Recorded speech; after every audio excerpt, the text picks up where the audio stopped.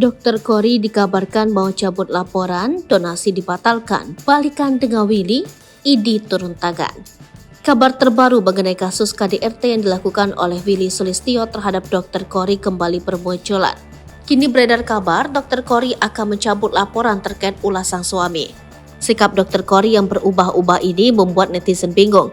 Publik bak dibuat bingung dengan sikap Dr. Kori yang masih memaafkan Willy usai bertahun-tahun dianiaya sang suami. Padahal sebelumnya, Dr. Kori sempat mengurai rencana untuk berpisah dari Willy.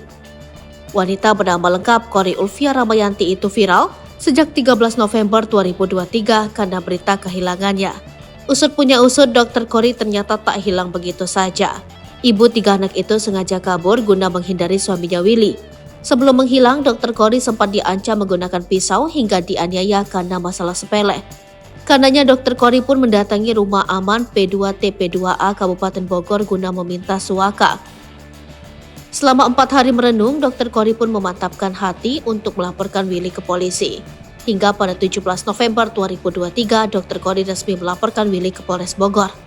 Usai laporan tersebut dibuat Kori, polisi pun bergerak cepat dan menetapkan Willy sebagai tersangka. Resmi jadi tersangka, Willy pun segera ditahan. Selang 3 hari kemudian, Dr. Kori yang tengah viral pun mendadak berubah pikiran. Semula ingin membuat jera suaminya, Dr. Kori kini berencana untuk membebaskan Willy.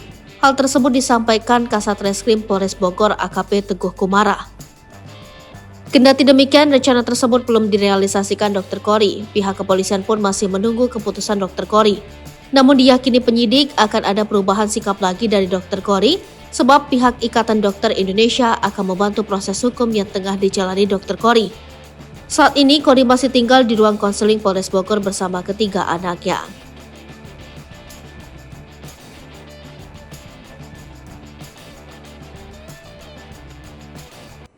Download Tribun X sekarang, menghadirkan lokal menjadi Indonesia.